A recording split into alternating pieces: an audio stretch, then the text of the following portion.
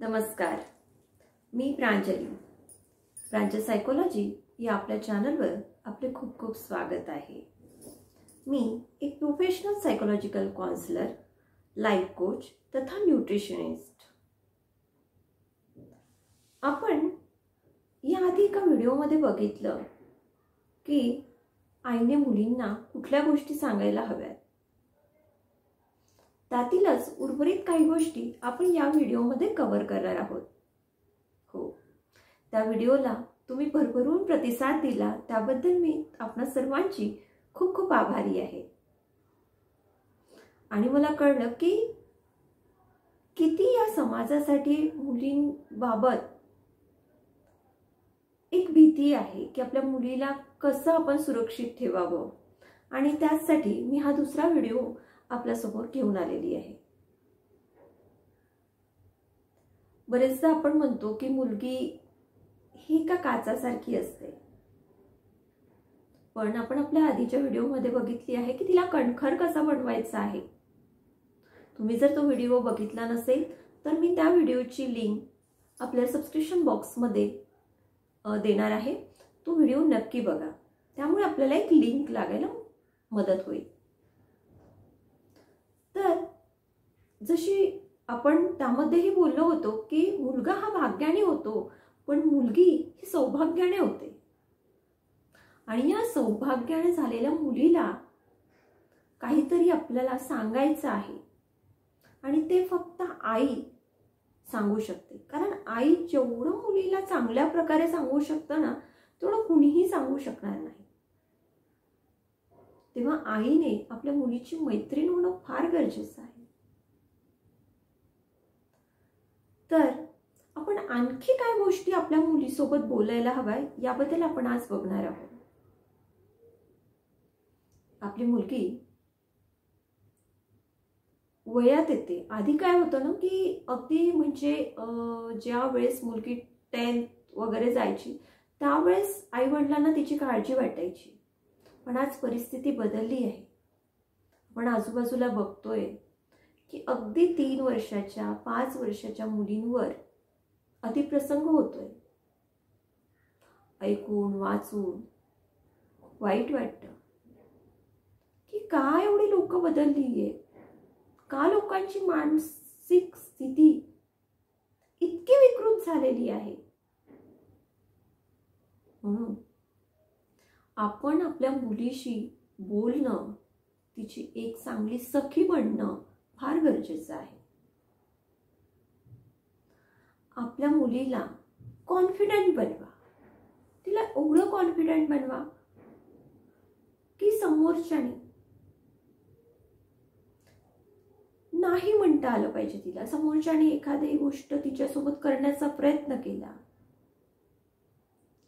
किंवा एखादे कुठे चल म्हटलं तर तिला तेवढंच कॉन्फिडेंटली तिला नाही म्हणता यायला हवं. जर कोणी छेड काढत असेल तर त्याचा विरोध तिला करता यायला हवा. त्यासाठी तुम्हाला सुद्धा प्रयत्न करणं गरजेचं आहे. तिला स्वरक्षणाचे धडे देणं गरजेचं आहे. आज मुलींना स्वरक्षणाचे धडे देणं ही काळाची गरज झाली आहे. तेव्हा तिला लाठी चालवणे, कराटे, बॉक्सिंग यासारखे गेम्समध्ये यासारख्या कला तिला शिकवा. आधीच्या काळात होतं की मुलगी म्हटलं की तिला नृत्य गायन इथपर्यंतच मर्यादित ठेवलं जायचं, पण आता हे खूप गरजेचं आहे की तिला कराटे येणं गरजेचं आहे, तिला लाठी चालवणे गरजेचे आहे. तिला स्वरक्षणासाठी खेळण्यात येणारे खेळ शिकवणे फार गरजेचे झालेले आहे. आपली मुलगी जर कॉन्फिडंट असेल, तिच्यासोबत जर कोणी अतिप्रसंग करायचा प्रयत्न करत असेल तर जिकरीने ती त्याचा सामना करू शकेल. जर तिला कोणी हात लावण्याचा प्रयत्न करू शकेल तर ती तेवढा कॉन्फिडेंटली त्याला नाही म्हणायला शिकेल, प्रतिकार करायला शिकेल. काय ना की मला हे म्हणायचं नाहीये की म्हणजे प्रत्येक गोष्टीत मग मुलीला कॉन्फिडंट म्हणजे मी काहीही करेल असा त्याचा अर्थ होत नाही. तिला तिच्या मर्यादा पण सांगा की बेटा प्रत्येक गोष्टीत टांग अडवायची नाही, नाहीतर प्रत्येक फॅमिली काही असेल डिस्कशन, त्यामध्ये प्रत्येक गोष्टीत मला माझं हेच मत आहे, मला हे असंच करायचं आहे, असं नको.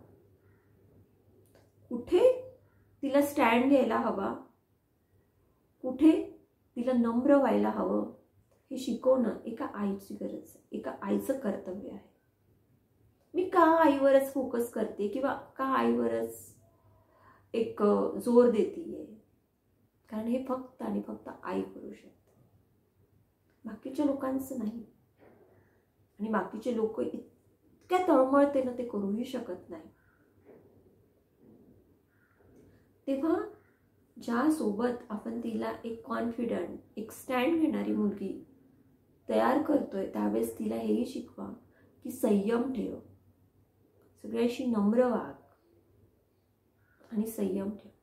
संयम ठेवलास तर तू वाटेल ते अचीव करू शकतेस, तेव्हा संयम ठेव. त्यानंतर आपल्याला आपल्या मुलीला हेही सांगायचं आहे, कोणावरही डोळे बंद ठेवून विश्वास ठेवायचा नाही.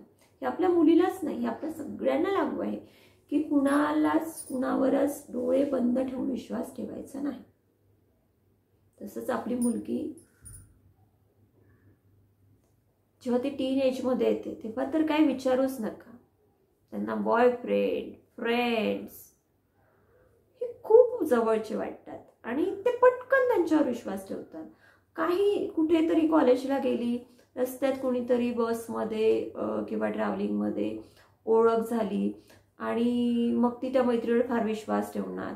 माहिती नाही आपल्याला ती मैत्रीण चांगली आहे नाही आहे, की तिचं काय इंटेन्शन आहे, की त्या कुठल्या इंटेन्शनने तिने आपल्या मुलीसोबत मैत्री केलेली आहे, आपल्याला नाही माहिती ना. आपण ट्रॅव्हल करतो, आपल्याला जायचं असतं बाहेर, आपली मुलगी कॅबनी जाते, एज्युकेशन घेत असताना म्हणा किंवा जॉब करत असताना, ज्यावेळेस ती कॅबनी जाते, ऑटोनी जाते, बरेचदा काय होतं की एखादा कॅबवाला, एखादा ऑटोवाला नेहमी बोलण्यात तो आपल्याला वाटतं की नाही हा खूप विश्वासू आहे. आपल्याला नाही माहित की तो विश्वासू आहे की नाही आहे. तेव्हा डोळे बंद ठेवून कोणावरही विश्वास ठेवू नका. आपल्या भावाचा मित्र, आपला शेजारी, बरेचदा आपण म्हणतो की आपली टीनेज मध्ये आलेली मुलगी असते, 7वी 8वीतली मुलगी असते, आपला फार शेजाऱ्यांवर विश्वास असतो, आपण तिच्या घरी ठेवतो. आपल्याला नाही माहिती की आपला शेजारी खरंच किती चांगला आहे किती नाही आहे. तेव्हा डोळे बंद करून, म्हणजे विश्वास ठेवू नका असं मला म्हणायचं नाहीये, पण डोळे बंद ठेवून विश्वास ठेवू नका.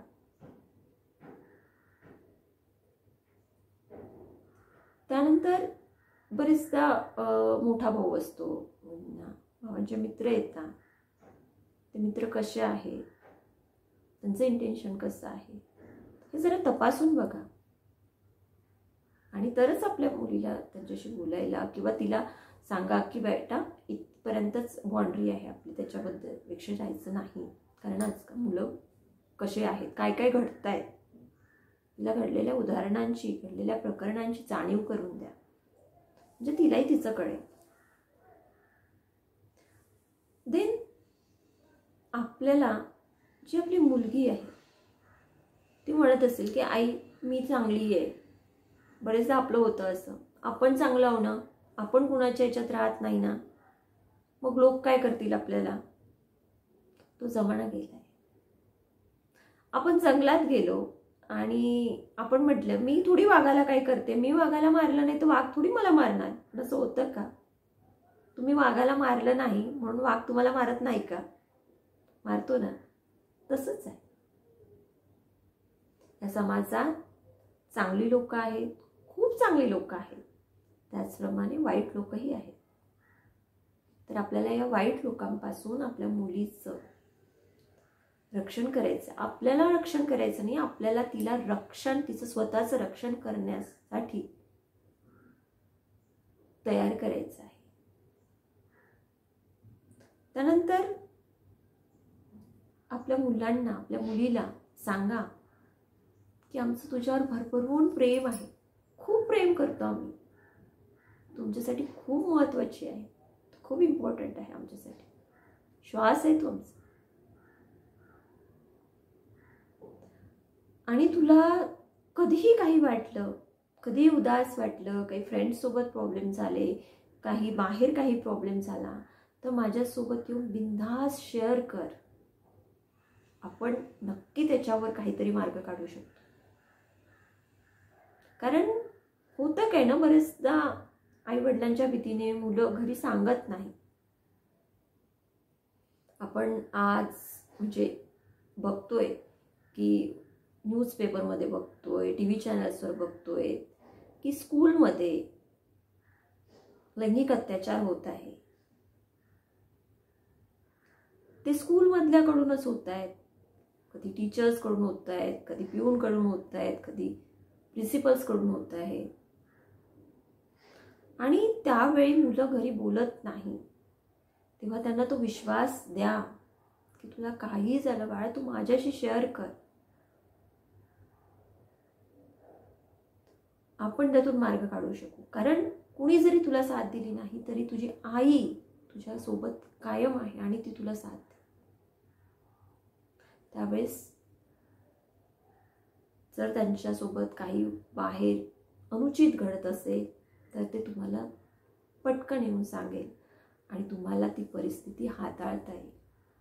आता बाहेर जाण्याच्या आधी हाताळता. तेव्हा तुमच्या मुलींना तो विश्वास द्या. कारण मैत्रिणींजवळ सांगून ते एका मैत्रिणीचे दुसऱ्या मैत्रिणीचे त्यातून आउटपुट काही नाही. आणि आपली मुलगी आहे, सो आपल्या मुलीला आपल्याला तिचा सांभाळ करायचा आहे. तिला आपल्याला स्ट्रॉंग बनवायचं आहे.